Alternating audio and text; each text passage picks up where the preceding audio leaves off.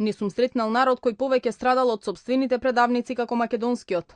Овој цитат на еден од најголемите македонски револуционери Гоце Делчев јасно ја отсликува едицијата насловена Црните страници на УДБА, која од вчера е достапна за македонската јавност.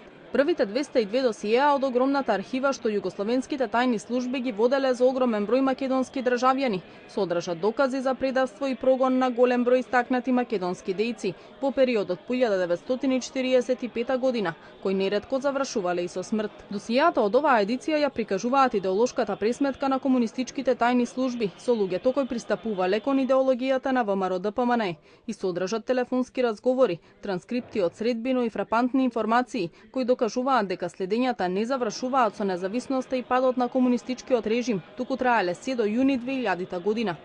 Истите се објавени во 8-миот том од едицијата насловена Следење, обработка и обиди за растурање на ВМРО-ДПМНЕ. Врв на целата ова состојба која ескалира поради реставрација на претходниот систем, бидејќи не дошло до прочистување на старите кадри, што следењето продолжило и по доаѓањето на власт на партијата ВМРО-ДПМНЕ во 1998 година. Се до назначувањето на Доста Димовска за министар во владата на Република Македонија за надворешни работи, односно до почетокот јануари или февруари месец 2000 година. Освен прогонот на членови и активисти на ВМРО-ДПМНЕ, едицијата која содржи 13.500 страници, распоредени во 9 тома, содржи информации кои докажуваат дека и новинари соработувале со комунистичките тајни служби.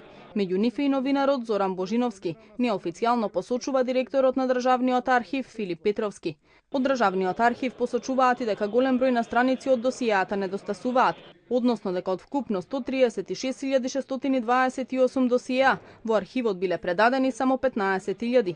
За сега не е јасно каде исчезнале останатите над 120.000 досиеа.